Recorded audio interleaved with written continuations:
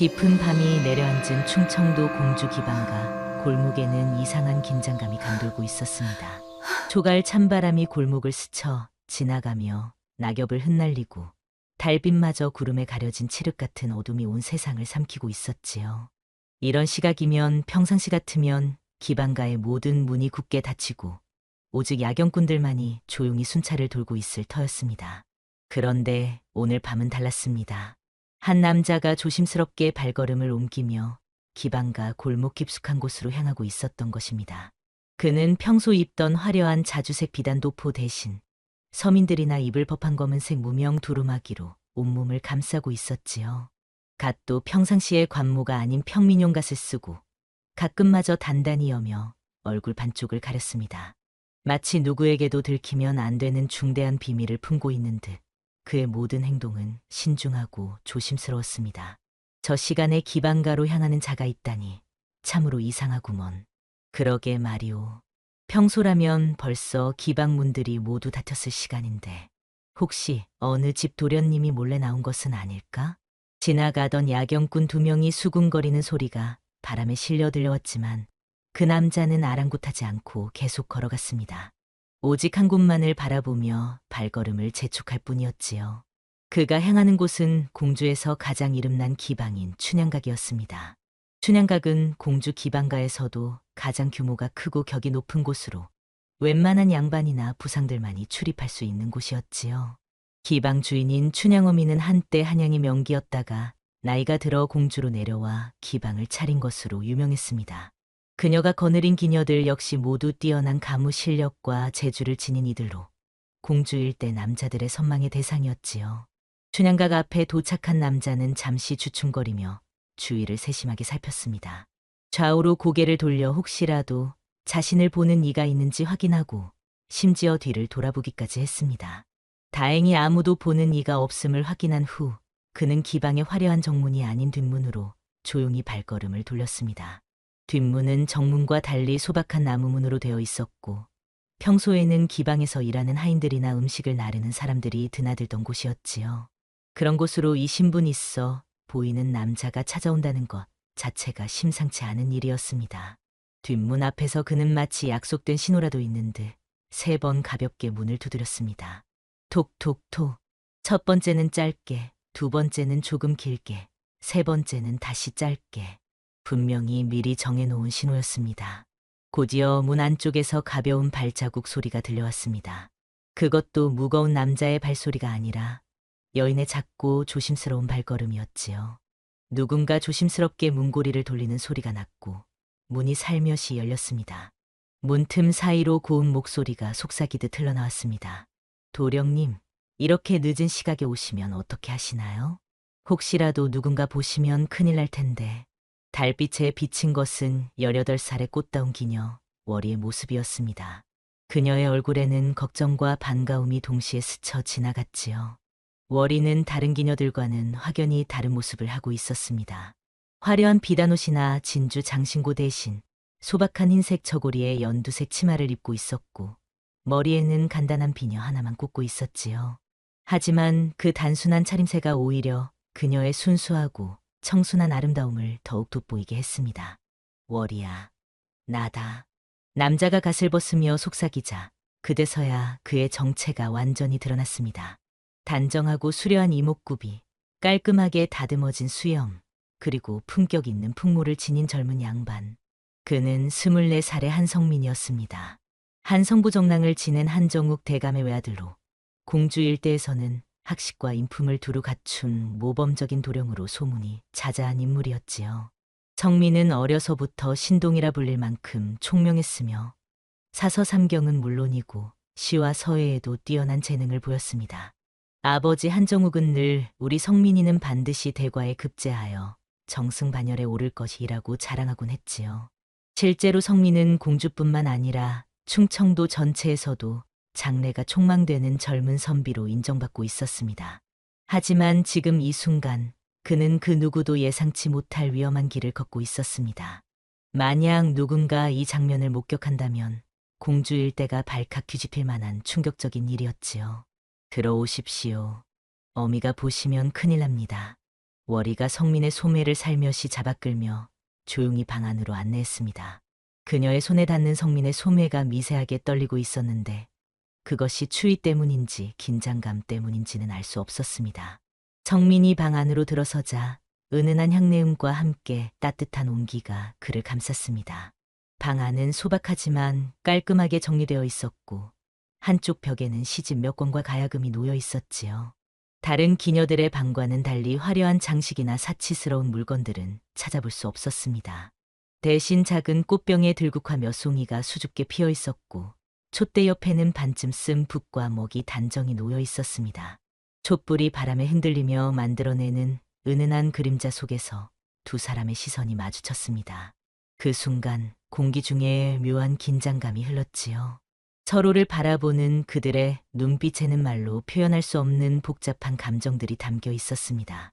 그리움, 걱정, 안도감, 그리고 사랑. 도령님, 정말 무사히 오셨군요. 월이가 작은 목소리로 말했습니다. 오늘따라 어미의 눈초리가 유난히 날카로워서 걱정이 많았습니다.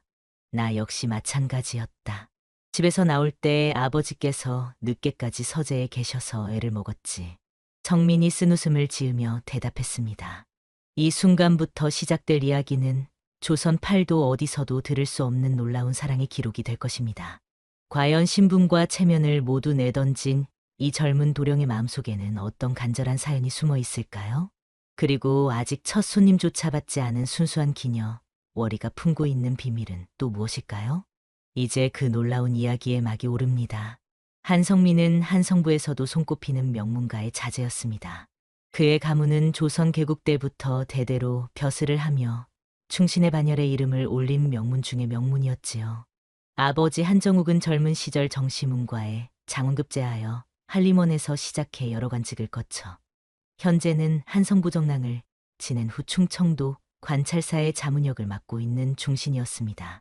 어머니 역시 영의정을 지낸 김문진의 딸로 집안의 격과 교양을 두루 갖춘 명문가의 교수 출신이었지요. 이런 집안에서 자란 성민은 당연히 어려서부터 최고의 교육을 받으며 성장했습니다. 3살 때부터 천자문을 읽기 시작했고 5살에는 사자수학을 통달했으며 10살이 되자 사서삼경을 모두 외울 수 있을 정도였지요. 그의 스승은 당대 최고의 학자 중 하나인 송암 이정구 선생이었습니다. 이정구 선생은 성민의 재능을 보고 이 아이는 분명 나라의 기둥이 될 것이라고 극찬하곤 했지요. 실제로 성민은 15살에 소과에 합격했고 20살에는 생원시에서도 우수한 성적을 거두었습니다. 공주뿐만 아니라 충청도 전체에서 그를 모르는 사람이 없을 정도였지요. 우리 성민이는 반드시 대과에 급제하여 정승반열에 오를 것이다. 아버지 한정욱은 늘 이렇게 자랑하곤 했습니다. 그의 자랑에는 충분한 근거가 있었지요. 성민은 학문뿐만 아니라 인품도 뛰어났습니다. 가난한 사람들을 돕는 일을 게을리하지 않았고 아랫사람들에게도 항상 예의 바르게 대했지요. 또한 시와 글씨에도 뛰어난 재능을 보여 그의 작품들은 공주 일대의 문인들 사이에서 화제가 되곤 했습니다. 특히 그가 쓴 달밤에 홀로 서서라는 시는 많은 사람들의 입에 오르내리며 널리 알려졌지요. 하지만 최근 몇 달 동안 성민의 행동에는 예전과 다른 점이 하나둘씩 나타나기 시작했습니다. 매일 밤 어디론가 사라지곤 했고 낮에는 멍하니 창밖만 바라보며 시간을 보내는 일이 잦아졌습니다. 과거 공부에도 예전만큼 열중하지 않는 것 같았고 친구들과의 모임도 자주 빠지곤 했지요. 아버지 한정욱은 이런 아들의 변화를 눈치채고 있었지만 아직 구체적으로 무엇 때문인지는 알지 못했습니다. 성민아, 요즘 어디 몸이 좋지 않은 것 같구나. 아닙니다, 아버지. 별일 없습니다. 그럼 왜 이리 기운이 없어 보이느냐? 과거 공부 때문에 조금 피곤할 뿐입니다. 성민은 아버지의 걱정스러운 눈초리를 피하며 대답했습니다. 하지만 그의 마음은 이미 다른 곳에 가 있었습니다. 바로 춘향가게 막내 기녀 월이에게 말이지요. 이 모든 변화의 시작은 지난 봄 꽃이 만개하던 어느 저녁이었습니다. 성민이 월이를 처음 만난 것은 절친한 친구 이기수의 강력한 권유로 어쩔 수 없이 기방에 따라갔던 그날이었지요. 이기수는 성민과 같은 나이의 친구로 역시 공주의 유명한 집안 출신이었습니다. 하지만 성민과는 달리 자유분방한 성격으로 기방 출입을 즐기는 젊은이였지요. 성민아, 네가 날마다 책만 보고 있으니 답답하다. 가끔은 세상 구경도 해야 하지 않겠나? 내 또래 친구들은 모두 기방에서 시 한 수씩은 지어보는데 너만 혼자 책만 파고들고 있으니 어찌 보면 안타깝다. 이기수에 계속되는 권유에 성민은 마지못해 고개를 끄덕였습니다. 사실 성민은 그런 곳에 별로 관심이 없었습니다. 기녀들의 가물을 보며 흥겨워하거나 술을 마시며 호탕하게 웃는 것이 그의 성향에 맞지 않았지요. 하지만 친구의 성의를 무시할 수도 없어서 결국 따라가기로 한 것이었습니다. 춘향가게에 도착한 성민은 다른 친구들과 달리 구석진 자리에 홀로 앉아 있었습니다. 화려하게 단장한 기녀들이 나와 춤을 추고 노래를 부르며 분위기를 돋우었지만 성민은 별로 흥미를 보이지 않았지요. 대신 창밖으로 보이는 밤하늘의 달을 바라보며 마음속에서 우러나오는 시상을 조용히 읊고 있었습니다. 달빛이 창에 스며들어 마음 깊숙한 곳까지 비추니 세상 모든 근심 걱정이 한순간에 사라지는구나. 성민의 낭낭하고 품격 있는 목소리로 읊어진 시가 방 안에 은은하게 퍼져나갔습니다. 다른 친구들은 기녀들과 어울리느라 바빴지만 성민의 시를 들은 몇몇 사람들은 고개를 돌려 그를 바라보았지요. 그때였습니다. 고운 목소리가 성민의 귓가에 들려온 것은 도령님의 시처럼 아름다운 달이 떠 있네요. 성민이 놀라서 돌아보니 18살 정도로 보이는 아름다운 기녀가 조심스럽게 다가와 있었습니다. 그녀는 다른 기녀들과는 확연히 달라 보였지요. 화려한 비단 한복이나 진주 목걸이, 금비녀 같은 장신구 대신 단정한 흰색 저고리에 연두색 치마를 입고 있었습니다. 머리에는 간단한 은비녀 하나만 꽂고 있었고 얼굴에는 진분이나 연지곤지 같은 화장도 거의 하지 않은 상태였지요. 하지만 그 소박한 차림새가 오히려 그녀만의 독특한 아름다움을 더욱 돋보이게 했습니다. 무엇보다 그녀의 눈빛에는 다른 기녀들에게서는 찾아볼 수 없는 순수함과 맑음이 가득했습니다. 그대는 누구인가? 성민이 호기심 어린 목소리로 물었습니다. 저희는 이곳 막내 기녀 월이라고 하옵니다. 월이가 공손히 고개를 숙이며 대답했습니다. 그녀의 목소리는 맑고 아름다웠지만 어딘지 모르게 슬픔이 배어있는 듯했지요. 그 순간 성민의 가슴 속에서 무언가가 크게 울렸습니다. 마치 운명적인 만남을 예고하는 큰 종소리처럼 그의 마음 깊숙한 곳에서 울려 퍼지는 소리였지요. 월이라, 참 아름다운 이름이구나. 과찬이십니다, 도령님. 아니다. 정말로 아름다운 이름이다. 달을 뜻하는 월자의 아이이자 달처럼 맑고 순수한 아이라는 뜻이 아니냐? 성민의 해석에 월이의 눈빛이 잠시 밝아졌습니다. 그동안 자신의 이름에 대해 이렇게 깊이 있게 생각해준 사람은 없었기 때문이지요. 도령님께서는 참으로 학식이 깊으시군요. 학식이라기보다는 그냥 그대의 이름이 마음에 드는 것뿐이다. 두 사람은 그렇게 첫 대화를 나누었습니다. 그 짧은 대화 동안 성민은 월이가 다른 기녀들과는 전혀 다른 존재라는 것을 직감할 수 있었습니다. 그녀에게서는 기방에서 흔히 볼 수 있는 세속적인 냄새가 전혀 나지 않았고 대신 순수하고 맑은 기운이 느껴졌지요. 마치 깊은 산속 맑은 샘물처럼 그녀는 맑고 투명한 존재였습니다. 그날 밤 이후 성민의 인생은 완전히 달라졌습니다. 집에 돌아온 후에도 계속 월이의 모습이 눈에 밟혔고 그녀와 나눈 짧은 대화가 귓가에 계속 맴돌았지요. 며칠 동안 고민하다가 성민은 다시 춘향각을 찾기로 결심했습니다. 이번에는 친구들과 함께가 아니라 혼자서 말이지요.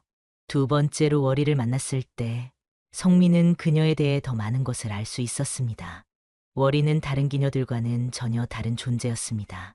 무엇보다 그녀는 아직 첫 손님을 받지 않은 처녀였습니다. 춘향가게 주인인 춘향어미가 월이의 뛰어난 재능을 아껴 함부로 손님을 받지 못하게 했기 때문이었지요. 월이는 다른 기녀들과는 다르다. 춘향어미가 늘 말하곤 했습니다. 저 아이는 단순히 가무만 잘하는 것이 아니라 시를 짓는 재주도 있고 무엇보다 마음이 곱다. 그런 아이를 함부로 손님들에게 내보낼 수는 없다. 실제로 월이는 뛰어난 가무 실력뿐만 아니라 문학적 재능도 상당했습니다. 그녀가 지은 시 중에는 당시 공주 지역의 문인들 사이에서 화제가 된 것들도 있었지요. 특히 기러기의 한이라는 시는 많은 사람들의 감동을 자아냈습니다. 남으로 날아가는 기러기여, 너는 고향을 그리워하느냐? 나 또한 언젠가 돌아갈 곳이 있으리니 함께 울어주오. 이 쓸쓸한 마음을. 이 시를 읽은 사람들은 모두 월이의 재능에 감탄했고 동시에 그녀의 처지를 안타까워했지요. 월이는 원래 기녀로 태어난 것이 아니었습니다. 어려서 부모를 잃고 길에서 떠돌다가 춘향어미에게 발견되어 기방으로 들어온 것이었지요. 춘향어미는 월이의 총명함과 아름다움을 한눈에 알아보고 그녀를 거둬들여 정성껏 키웠습니다. 하지만 월이의 마음속에는 늘 한 가지 소망이 자리하고 있었습니다. 저는 언젠가 이 기방을 벗어나 평범한 여인으로 살고 싶습니다. 월이가 성민에게 털어놓은 가장 깊은 속마음이었습니다. 기방에서 자랐지만 제 마음만은 자유롭고 싶어요. 다른 여인들처럼 한 남자만을 사랑하고 그와 함께 조용한 가정을 꾸리고 싶습니다. 성민은 월이의 이런 소망을 들으며 깊은 감동을 받았습니다. 그녀가 단순한 기녀가 아니라 고귀한 꿈과 이상을 품은 특별한 존재라는 것을 더욱 확실히 느꼈지요. 성민 역시 월이와 대화를 나눌 때마다 그녀의 순수함과 지혜로움에 감탄하지 않을 수 없었습니다. 월이는 정말 특별한 여인이로구나. 성민은 속으로 이렇게 생각했습니다. 그렇게 두 사람은 매일 밤 은밀하게 만나면서 서로에 대해 더 깊이 알아가게 되었습니다. 성민은 월이에게 시와 글을 가르쳐 주었고 경서에 담긴 깊은 뜻을 쉽게 풀어서 설명해 주었습니다. 월이는 성민에게 인생의 소중함과 현실의 아름다움에 대해 일깨워 주었지요. 도령님은 책에서만 세상을 보시는 것 같아요. 월이가 어느 날 성민에게 말했습니다. 하지만 진짜 세상은 책에 쓰인 것보다 훨씬 복잡하고 아름답답니다. 그렇구나. 너의 말이 맞는 것 같다. 성민은 월이의 말에 깊이 공감했습니다. 실제로 그는 월이를 만난 후 세상을 보는 눈이 많이 달라졌지요. 책에서만 배운 지식이 아니라 실제 삶 속에서 느끼는 감정의 소중함을 깨닫게 된 것입니다. 하지만 이런 행복한 시간이 영원히 계속될 수는 없었습니다. 성민의 아버지 한정욱이 아들의 이상한 행동을 눈치채기 시작한 것입니다. 한정욱은 관리로서 오랜 경험을 쌓은 사람이었기에 사람의 행동 변화를 세심하게 관찰하는 능력이 뛰어났습니다. 성민이가 요즘 이상하다. 한정욱은 혼자 중얼거리며 걱정스러운 표정을 지었습니다. 밤마다 어디로 사라지는 것일까? 그리고 낮에는 왜 그리 멍한 표정으로 있는 것일까? 더욱이 성민이 과거 공부에도 예전만큼 열중하지 않는 것 같아 더욱 우려가 되었지요. 예전에는 새벽까지 서재에서 책을 읽는 소리가 들렸는데 요즘은 일찍 촛불을 끄고 잠자리에 드는 일이 많았습니다. 친구들과의 학문 토론 모임도 자주 빠지곤 했고 스승인 이정구 선생을 찾아뵙는 일도 뜸해졌지요. 아무래도 성민이 혼례를 서둘러야겠다. 한정욱은 이렇게 결심하고 주변의 명문가들과 혼담을 알아보기 시작했습니다. 장가를 가면 마음이 안정될 것이다. 젊은 남자가 이런 모습을 보이는 것은 대부분 혼례 때가 되었다는 신호다. 한정욱의 생각은 조선시대 아버지들의 일반적인 생각과 크게 다르지 않았습니다. 아들이 이상한 행동을 보이면 장가 보내는 것이 최선의 해결책이라고 여겼지요. 한편 춘향각에서도 변화의 바람이 불기 시작했습니다. 월이도 이제 18이 된 성인이었고 기방에서는 더 이상 그녀의 첫 손님을 미룰 수 없다는 분위기였지요. 월이야, 이제 그만 첫 손님을 받을 때가 되었다. 춘향어미가 월이를 불러 진지한 목소리로 말했습니다. 춘향어미는 이미 쉰을 넘긴 나이였지만 여전히 아름다운 용모를 지니고 있었습니다.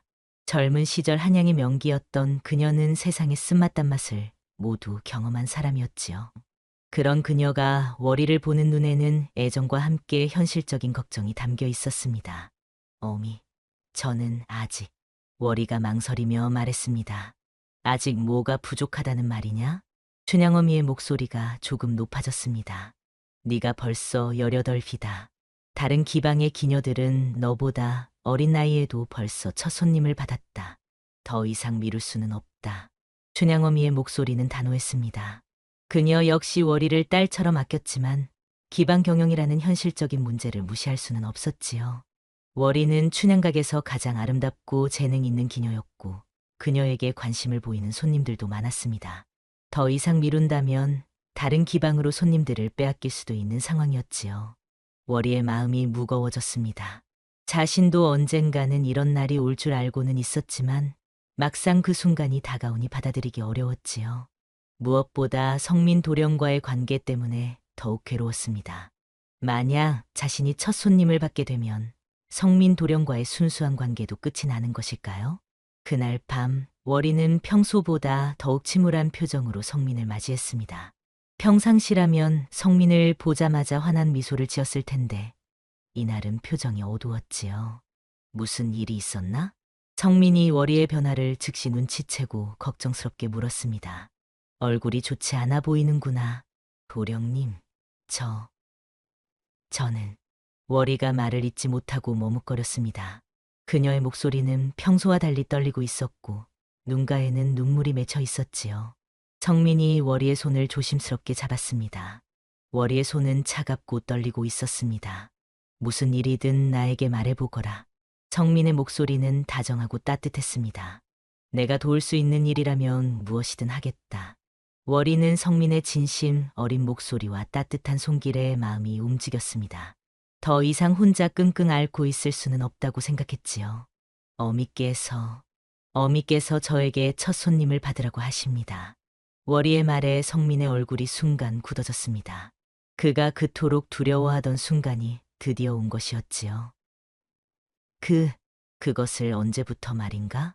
성민의 목소리도 떨리기 시작했습니다. 이번 달 안으로 결정하라고 하셨습니다. 월이의 대답에 성민의 가슴속에서 무언가가 무너져 내리는 소리가 들렸습니다.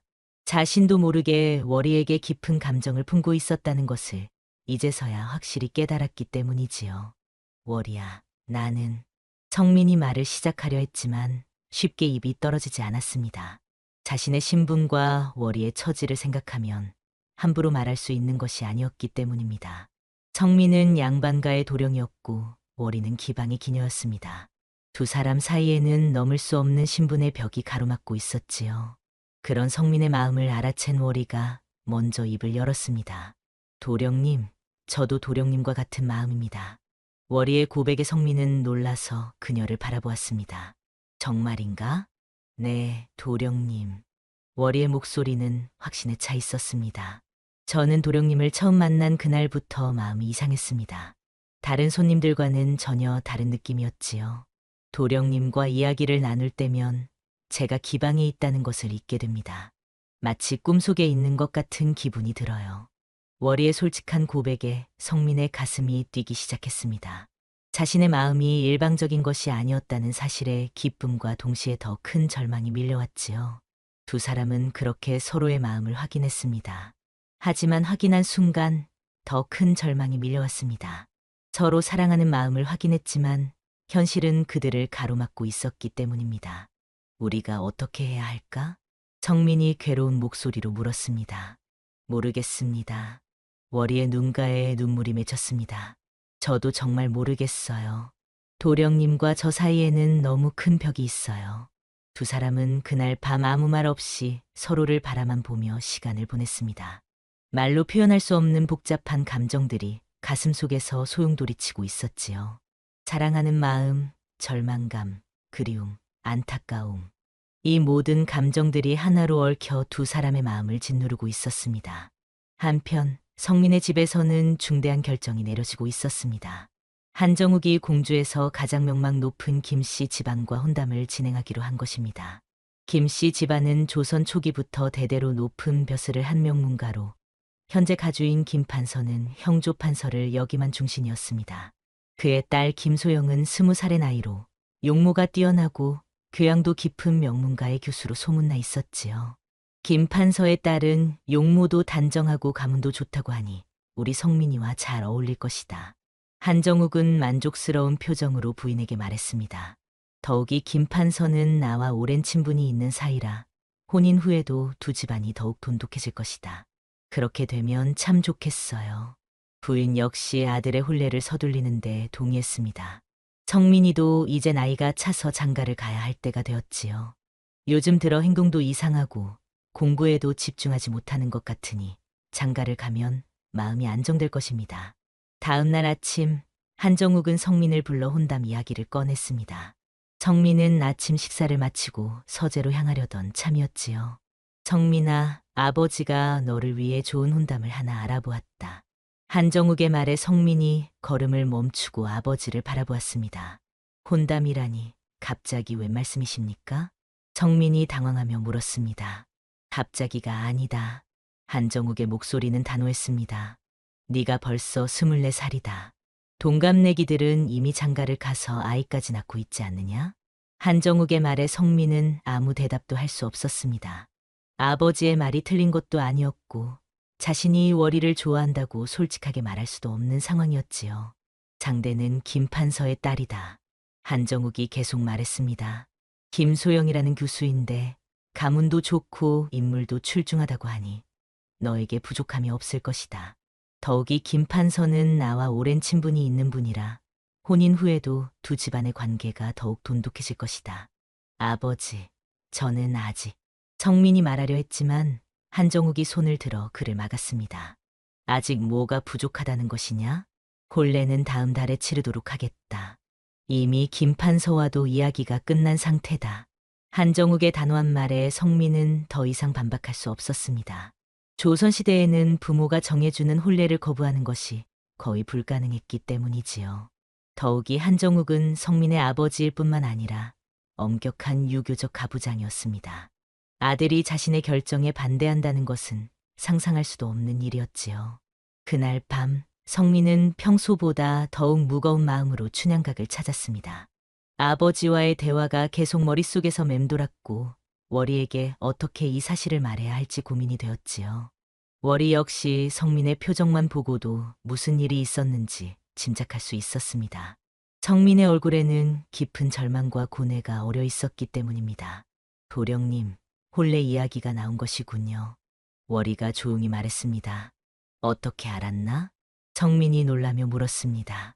도령님의 표정을 보니 알 수 있었습니다. 월이가 쓸쓸하게 웃으며 말했습니다. 언젠가는 이런 날이 올 줄 알고 있었어요. 월이야, 나는 어떻게 해야 할지 모르겠다. 성민의 목소리에는 절망감이 가득했습니다. 저 역시 마찬가지입니다.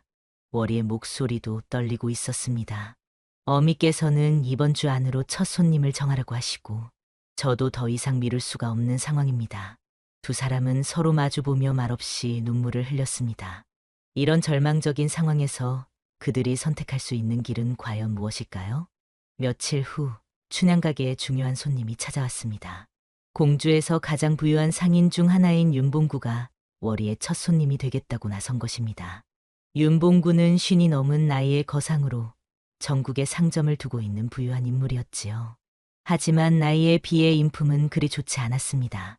돈으로 모든 것을 해결할 수 있다고 생각하는 속물이었고 특히 젊은 여인들을 탐하는 것으로 유명했지요. 춘향어미 월이라는 기녀가 뛰어나다는 소문을 들었소. 윤봉구가 춘향어미를 찾아와 말했습니다. 내가 그 아이의 첫 손님이 되고 싶소. 그러면서 거액의 돈을 내밀었습니다. 일반적인 첫 손님 값의 3배가 넘는 금액이었지요. 고맙습니다, 윤나리. 춘향어미는 만족스러운 표정으로 대답했습니다. 월이도 분명 기뻐할 것입니다. 하지만 월이의 마음은 전혀 달랐지요.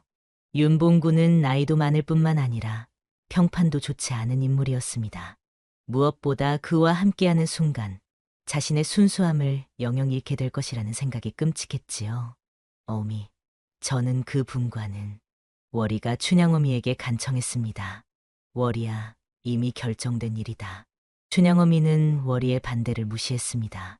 윤나리는 공주에서도 손꼽히는 부자이고 너를 소중히 대해줄 것이다.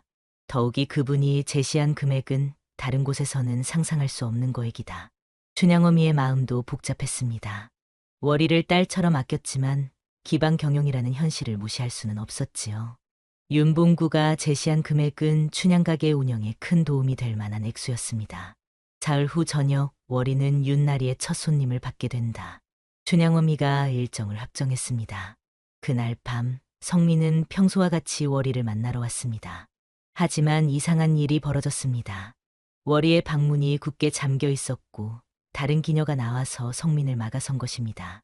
도령님, 오늘은 월이를 만날 수 없습니다. 기녀가 미안한 표정으로 말했습니다. 중요한 손님이 계시니 돌아가시지요. 성민의 얼굴이 창백해졌습니다. 드디어 자신이 그토록 두려워하던 일이 벌어진 것이었지요. 하지만 그는 곧 자신이 잘못 생각했다는 것을 깨달았습니다. 월이는 아직 첫 손님을 받은 것이 아니라 춘향어미와 윤봉구 사이의 협상이 진행 중인 상황이었던 것입니다. 이틀 후 성민은 다시 춘향각을 찾았습니다.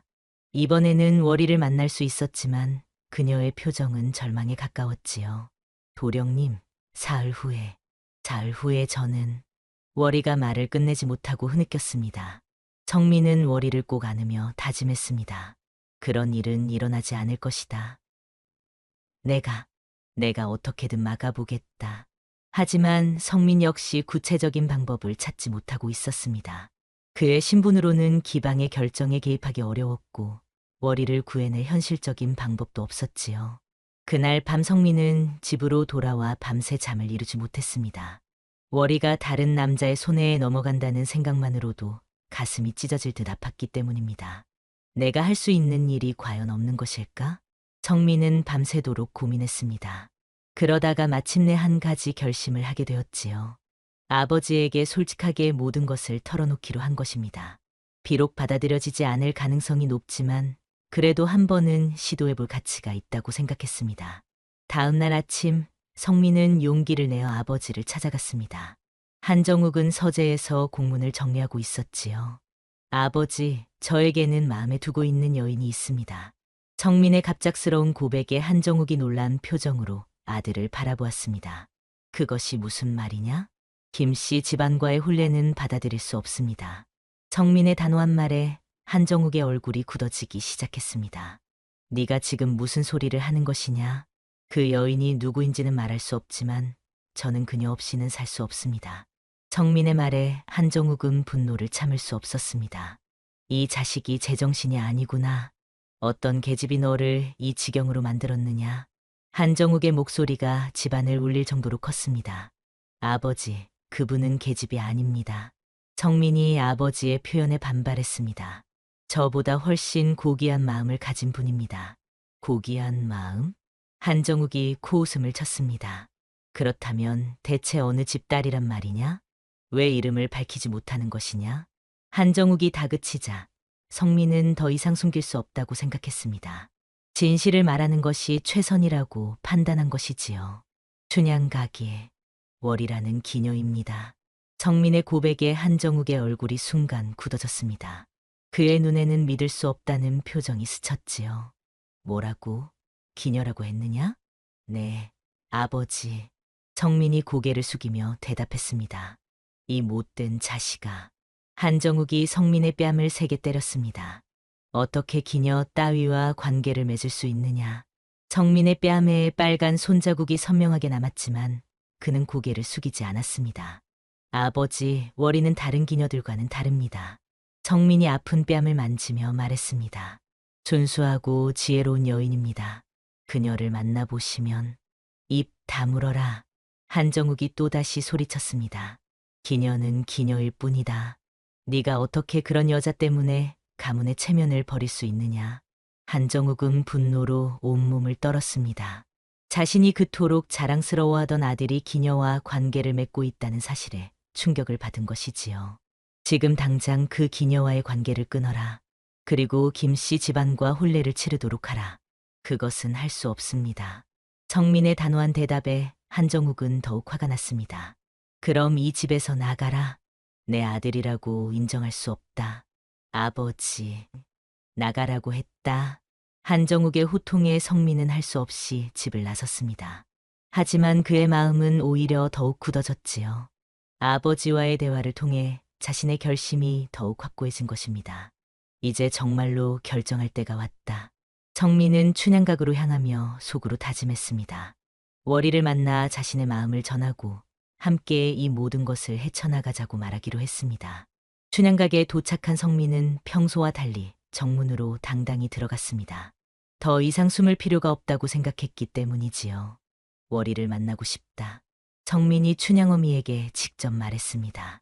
도령님, 월이는 지금 손님을 받고 있습니다. 춘향어미가 성민을 가로막았습니다. 상관없다. 기다리겠다. 성민의 단호한 태도에 춘향어미도 어쩔 수 없이 그를 기다리게 했습니다. 1시간이 지나고 2시간이 지났습니다. 성민은 한자리에서 꿈쩍도 하지 않고 기다렸지요. 마침내 월이가 나타났을 때 그녀의 얼굴은 창백했습니다. 윤봉구와의 만남에서 받은 충격 때문이었지요. 도령님, 왜 이렇게 늦은 시간까지? 월이의 목소리는 떨리고 있었습니다. 월이야, 나와 함께 가자. 성민이 월이의 손을 잡으며 간절하게 말했습니다. 도령님, 그럴 수는. 나는 이미 결심했다. 성민이 월이의 말을 끊었습니다. 모든 것을 버리고라도 너와 함께하겠다. 성민의 간절한 고백에 월이는 눈물을 흘렸습니다. 정말로 그러실 수 있으신가요? 월이가 떨리는 목소리로 물었습니다. 도령님의 신분과 앞날을 모두 포기하시고 내게는 네가 있으면 된다. 성민의 목소리는 확신에 차 있었습니다. 다른 것은 중요하지 않다. 성민의 진심이 월이의 마음에 닿았습니다. 그녀 역시 오랫동안 이런 순간을 꿈꿔왔기 때문이지요. 저도 도령님과 함께하고 싶습니다. 월이가 마침내 자신의 마음을 털어놓았습니다. 마침내 두 사람은 모든 것을 뒤로하고 함께 떠나기로 결심했습니다. 그날 밤 성민과 월이는 공주를 떠났습니다. 아무도 모르는 곳에서 새로운 삶을 시작하기 위해서였지요. 하지만 도피 생활은 그들이 생각했던 것보다 훨씬 힘들었습니다. 돈도 부족했고 잠잘 곳도 제대로 구하기 어려웠습니다.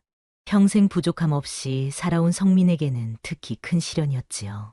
첫날 밤부터 문제가 시작되었습니다. 여관에 들어가자니 신분을 밝혀야 했고 그렇게 되면 금세 추적당할 위험이 있었지요. 결국 두 사람은 성민이 가져온 담요 한 장으로 산속에서 밤을 지새워야 했습니다. 월이야, 내가 너를 이렇게 고생시키는구나. 성민이 월이를 품에 안으며 미안한 마음으로 말했습니다. 아닙니다, 도령님. 월이는 성민을 위로하며 씩씩하게 대답했습니다. 저는 도령님과 함께 있는 것만으로도 행복합니다. 이런 고생이 무엇이겠어요. 월이의 말에 성민은 더욱 마음이 아팠습니다. 이런 순수하고 착한 여인을 고생시키고 있는 자신이 원망스러웠지요. 며칠 후 두 사람은 작은 산촌 마을에 도착했습니다. 마을 사람들은 갑작스럽게 나타난 젊은 남녀를 의아하게 바라보았지만 크게 문제 삼지는 않았지요. 우리는 멀리서 온 부부입니다. 성민이 마을 사람들에게 거짓말을 했습니다. 아내가 몸이 좋지 않아서 잠시 이곳에서 요양을 하고 싶습니다. 마을 사람들은 순박한 사람들이었기에 두 사람을 의심 없이 받아들였습니다. 성민과 월이는 마을 외곽의 빈 초가집을 빌려 살기 시작했습니다. 하지만 생활은 여전히 어려웠지요. 돈이 떨어져 가고 있었고 성민은 농사일을 해본 경험이 없었습니다. 도령님, 제가 일을 나가겠습니다. 월이가 성민에게 말했습니다. 마을 부인들이 바느질 일을 도와달라고 하시더라고요. 안 된다. 성민이 단호하게 말했습니다. 내가 일을 하겠다. 성민은 평생 해본 적 없는 막노동을 시작했습니다. 나무를 하고 밭을 갈고 무거운 것들을 나르는 일이었지요. 처음에는 손에 물집이 잡히고 허리가 아팠지만 점차 익숙해져 갔습니다. 이런 일도 해볼 만하구나.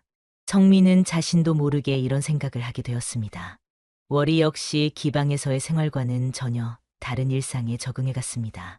빨래를 하고 밥을 짓고 작은 텃밭을 가꾸는 일이었지요. 도령님, 오늘은 제가 콩나물을 길러봤어요. 월이가 환한 미소로 성민에게 말했습니다. 정말? 어디 보자. 성민이 월이가 기른 콩나물을 보며 감탄했습니다. 대단하구나. 어떻게 이렇게 잘 길렀냐? 마을 할머니께서 가르쳐 주셨어요. 두 사람은 이런 소소한 일상 속에서도 행복을 찾아갔습니다. 비록 예전처럼 풍족하지는 않았지만 서로가 있다는 것만으로도 충분했지요. 한편 공주에서는 두 사람을 찾는 수색이 본격적으로 시작되었습니다.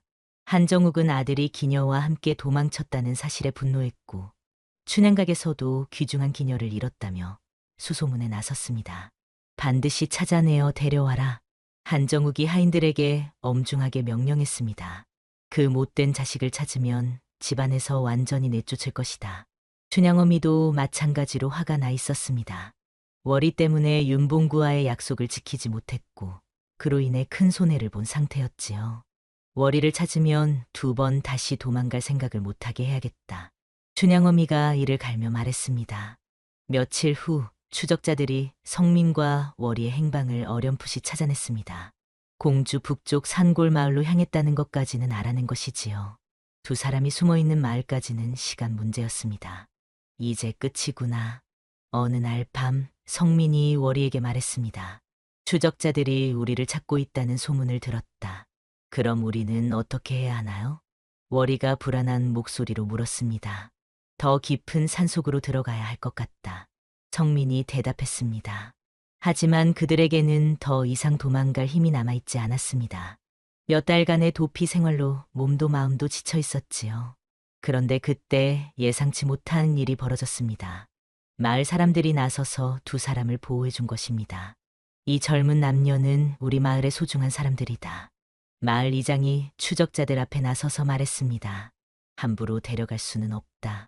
성민과 월이가 마을에 온 후 어려운 일이 있을 때마다 진심으로 도와주었기 때문에 마을 사람들도 그들을 아끼게 된 것이었습니다. 특히 성민은 글을 아는 사람이었기에 마을의 공문을 대신 써주거나 아이들에게 글을 가르쳐주기도 했지요. 월이 역시 아픈 사람들을 돌봐주거나 어려운 집안의 바느질을 도와주는 등 마을을 위해 많은 일을 했습니다. 고맙습니다. 성민이 마을 사람들에게 깊이 고개를 숙였습니다. 하지만 추적은 계속되었고 두 사람의 처지는 점점 더 어려워졌습니다. 그런 어느 날 성민에게 중요한 소식이 전해졌습니다. 도령님, 공주에서 큰일이 일어났다고 합니다. 마을 사람 중 하나가 다급하게 달려와 말했습니다. 무슨 일인가? 성민이 긴장한 얼굴로 물었습니다. 한정욱 대감께서 병으로 쓰러지셨다고 합니다. 심한 병이라 위험하다는 소문입니다. 성민의 얼굴이 창백해졌습니다. 아무리 자신을 내쫓은 아버지라 해도 혈육의 정을 끊을 수는 없었기 때문입니다. 월이야, 나는 아버지를 뵈러 가야겠다. 성민이 월이에게 말했습니다. 저도 함께 가겠습니다. 월이가 성민의 곁에서 그를 지지했습니다. 위험할 수도 있어. 상관없어요. 도령님 혼자 보낼 수는 없어요. 두 사람은 체포될 위험을 무릅쓰고 공주로 돌아갔습니다. 한정욱은 중병으로 침상에 누워 있었습니다. 며칠간 고열에 시달리며 의식을 잃었다가 깨어나기를 반복하고 있었지요. 성민을 보자 한정욱의 눈에 눈물이 맺혔습니다. 성민아, 네가 돌아왔구나. 아버지, 괜찮으십니까? 성민도 아버지를 보며 눈물을 흘렸습니다. 내가 너무 고집을 부렸구나. 한정욱이 힘겹게 말했습니다. 네가 진정으로 사랑하는 사람이라면. 한정욱의 목소리는 약했지만 그 안에는 진심이 담겨 있었습니다. 그때 월이가 조심스럽게 방으로 들어왔습니다. 한정욱은 월이를 보더니 놀란 표정을 지었습니다. 네가 월이라는 기녀인가? 예, 대감마님. 월이가 깍듯이 고개를 숙이며 대답했습니다. 한정욱은 월이를 가만히 살펴보았습니다.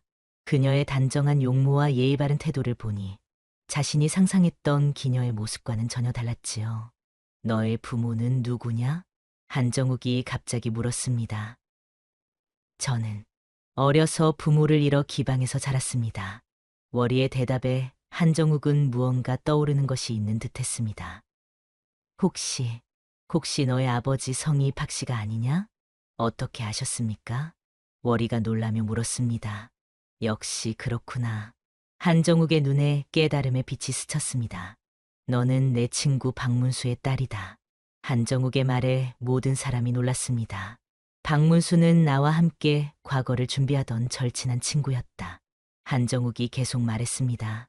하지만 불의의 사고로 목숨을 잃었고 그의 가문이 몰락했다. 그때 그의 어린 딸이 어디로 갔는지 몰랐는데 월이의 출생에 대한 진실이 마침내 밝혀진 것입니다. 그녀는 기녀 출신이 아니라 몰락한 양반가의 딸이었던 것이지요. 그렇다면 월이는 당연히 양반가의 교수다. 한정욱의 말에 성민은 기뻐했습니다. 기방에서 자랐다고 해서 그 혈통이 바뀌는 것은 아니다. 더욱이 박문수는 학식과 인품을 갖춘 훌륭한 선비였다. 이제 더 이상 신분의 벽이 없어졌습니다. 월이는 기녀가 아니라 양반가의 딸이었기 때문이지요. 성민아, 아버지가 잘못했다. 한정욱이 두 사람을 바라보며 말했습니다. 너희 둘이 진정으로 사랑한다면 내가 반대할 이유가 없다. 더욱이 월이는 내 친구의 딸이니 우리 집안의 며느리로 손색이 없다. 한정욱의 축복에 두 사람은 감격했습니다. 며칠 후 한정욱의 병도 나아졌고 성민과 월이는 정식으로 혼례를 올릴 수 있게 되었습니다. 월이의 신분이 밝혀진 후 공주 전체가 이 놀라운 이야기에 감동했습니다. 신분을 뛰어넘어 진정한 사랑을 이룬 두 사람의 이야기는 많은 사람들에게 희망을 주었지요. 혼례식 날 성민과 월이는 눈부시게 아름다운 모습으로 백년가약을 맺었습니다. 우리가 함께 견뎌낸 시간들이 있었기에 지금의 행복이 더욱 소중합니다. 성민이 월이에게 말했습니다. 저도 마찬가지입니다. 월이가 성민에게 대답했습니다. 도령님과 함께라면 어떤 어려움도 이겨낼 수 있다는 것을 배웠습니다.